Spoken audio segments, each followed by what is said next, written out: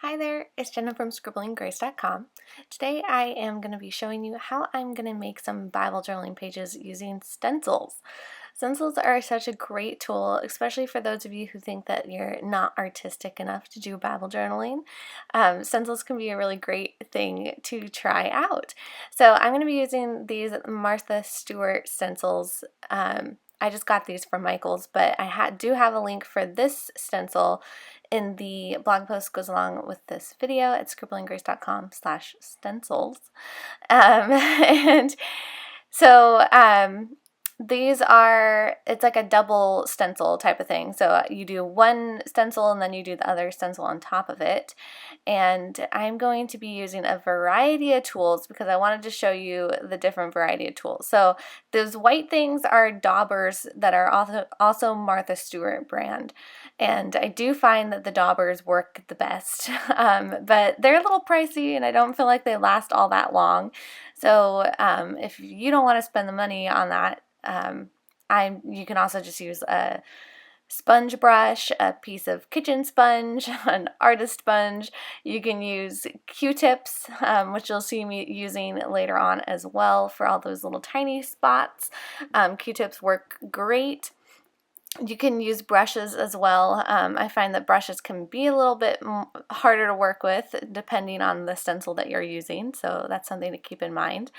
So I would just recommend probably trying it out on a blank sheet of paper first and seeing what tool you want to use to transfer the paint on the page, seeing which one you like the best. So you'll see me using a variety of different tools so I could show you which ones work and which ones don't, but pretty much all of them work.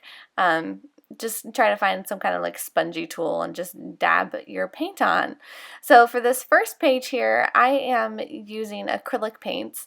So I already painted an acrylic background and now I'm just going on with some more acrylic paint. I use Apple Barrel acrylic paints for Bible journaling. And I'll put all the links to all the supplies I'm using in that blog post. And so I'm just kind of arranging where I want my flowers to go, and then I'm taping the stencil on. These are actually adhesive stencils, but I wanted to be able to move this one around really easily because I knew I was going to be doing a lot of them, so I didn't peel back the adhesive on this one. But in the next page I'm going to show you where I use watercolor and the stencil. I did use the adhesive and it was a huge help. So adhesive stencils are great. I really do love these Martha Stewart ones. They're really gorgeous. They come in all different types of stencils.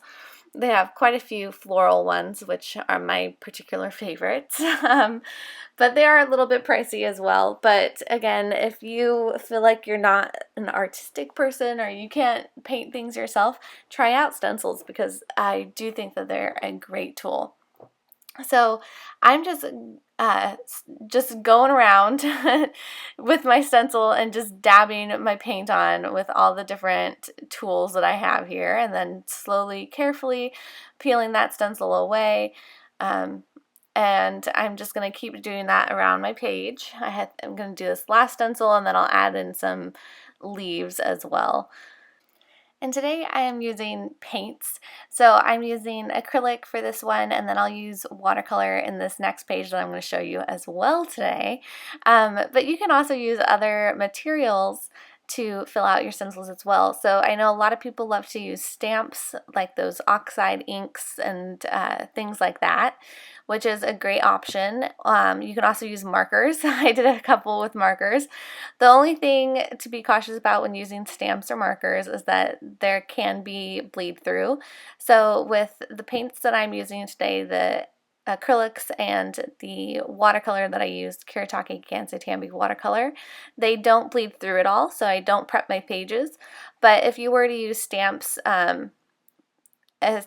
stamps are kind of iffy.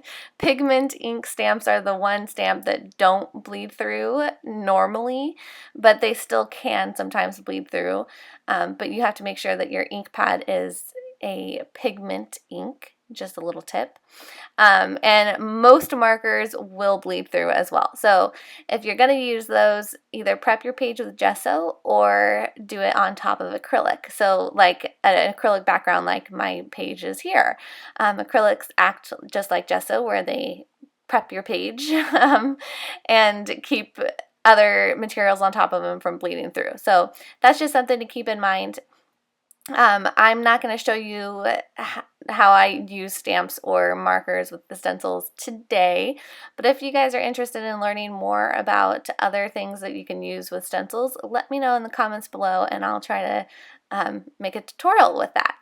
So I'm just going through with this second topper piece of my stencil, and this just adds the definition to the flowers. This is included in the stencil pack, and I'm just going through with darker colors now, so a darker pink and a darker green, and it looks really cool when it's all finished. So you'll just see me, I'm just going to keep on doing this. It's pretty straightforward. You can swipe the paint on or you can dab. I definitely prefer dabbing all the paint on. So no matter what tool I'm using, I just tend to just keep dabbing that paint on to fill in that stencil. I find that you have a little bit less of a issue with it going underneath the stencil that way. The other great thing about stencils is that you can get them in all different types of things. So you can use stencils to do lettering, you can use them to do cool backgrounds, add little elements to your page. So say you get a stencil with dots, you can add little dots to your page. There's so many things that you can do with them, and I feel like I'm just hitting the tip of it with these two pages that I'm showing you today. So I would definitely encourage you to try it out. Find some stencils that you really like. You can, of course, use similar stencils that I'm using, like these Martha Stewart ones, but there's also so many different types of stencils out there. You can get them at the hardware store. You can get them all over the place online. So many things you can do with them. And I feel like stencils are not as loved by the Bible journaling community as they should be. There's definitely some of us who use stencils quite often, but we don't usually talk about stencils all that much. So stamps for sure, but not so much stencils. So I just wanted to share this today to maybe give you the idea, if you haven't thought of it yet. Using stencils is a really fun one to do. So I'm just going to finish up this page. So this page here that I'm working on, you'll see me just add a couple leaves, and then I'm going to add some lettering. I'm going to write out, "Lord, let your light and truth lead me," with my Tombow Funosuke brush pen, and then I'll add a little highlight with a Uniball Signo gel pen. And again, I'll put all of the links to all the supplies that I'm using. I don't have a stencil for this second stencil that I'll be using later on, but I do have this rose stencil link and other really pretty stencils that I think are great to use. So those will all be linked in the blog post that goes along with this video at scribblinggrace.com/stencils. And so I'm writing out, "Lord, let your light and truth lead me," because I'm working on Psalms 43 verse 3, which says, "Send out your light and your truth, let them lead me, let them bring me to your holy hill and to your dwelling." And then at the bottom of my page, I'm going to write out my prayer, because this is the Bible that I'm doing for my baby. So 34 weeks pregnant now, and he'll be here soon. Can't wait. One of the things that made me think about using stencils was my mom, because my mom, growing up, painted my bed with a bunch of floral stencils. And so now whenever I see stencils, I think of her, because my bed was so cute and she did such a great job using stencils. And she would tell you that she is not artistic and has no creative bone in her body, but that's not true. She's actually pretty creative and just like you, and you can do it. So that just goes to show you that stencils are a great tool for those beginners and advanced Bible journalers alike. Okay. So that's my first page using stencils and acrylic paints.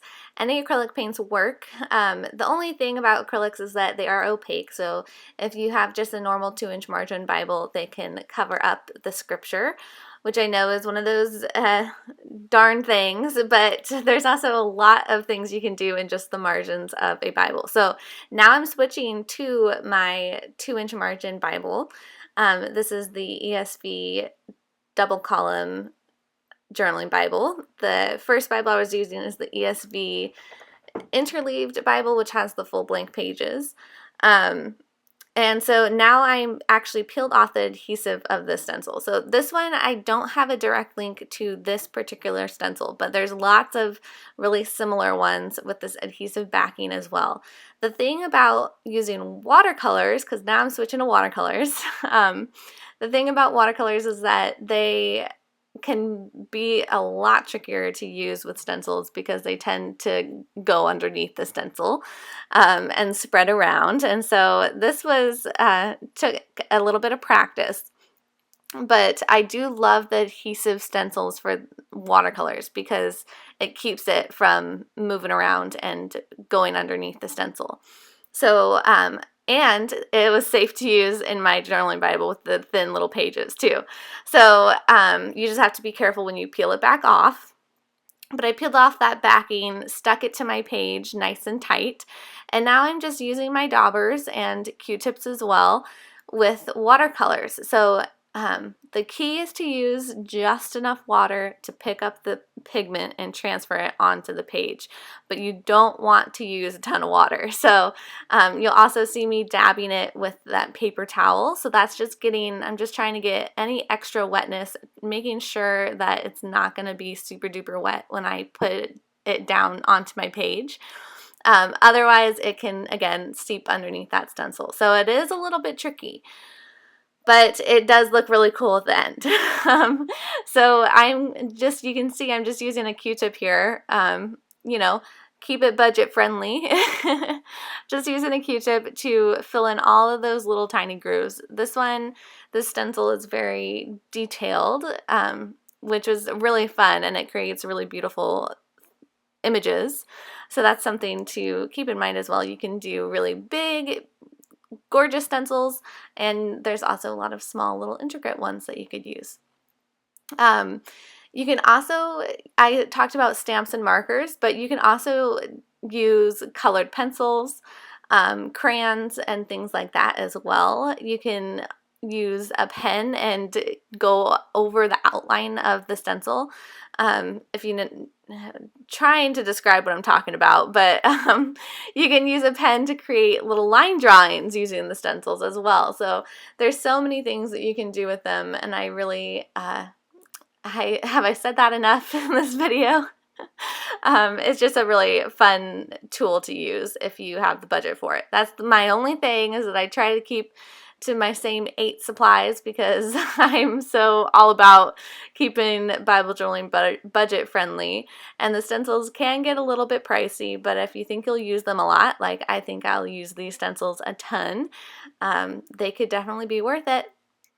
And so the technique with using watercolors is just about the same as using acrylics. You just dab it all on. I would definitely recommend dabbing with smaller tools rather than like a paintbrush. So I would definitely recommend using a dauber like the Martha Stewart brand that I was using before, or using a Q-tip or a sponge, something that's not going to be super duper wet, or it's going to force you to keep it fairly dry on your tool. So you can see I'm just gently pulling off that stencil because it's adhesive. It's a little trickier to get off, but as long as you're careful, it shouldn't tear your journaling Bible page. You're using just a normal Bible, it might tear it because those journaling Bible pages are a little bit thicker than a normal Bible's as well. So that's just something to keep in mind. And Again, I did not prep my pages for either of these pages that I'm showing you today, and I did not have any bleed through. So the watercolors that I use are the Kiritake Gansai Tambi watercolors. Some watercolors do bleed through, some don't. I have personally never had any problems with this Kiritake brand bleeding through, so that's something to keep in mind. And again, all of these things will be linked in that blog post at scribblinggrace.com/supplies. So now I'm just going to show you how I'm finishing off this page here. I'm working on 1 Corinthians 15:10, which says, "By the grace of God, I am what I am, and his grace towards me was not in vain." And so I'm writing out, by the grace of God, I am what I am. And this, again, is my Tombow Funosuke brush pen, and I'll add a little highlight with that same Uniball Signo gel pen. So same pens, same calligraphy for both of these pages. So I do have tutorials on how to do the lettering that goes more in depth, and they all have free printables as well. So I'll put all of those links to all those things you need, again, in that blog post. And so that is it for my Bible pages using stencils. They made it super easy to create really beautiful Bible journaling pages. And so I just wanted to share this little tip with you on to use stencils if you want. So anyways, again, you can use all types of materials and tools, and I would encourage you to try out new things, try out different stencils, have fun with it.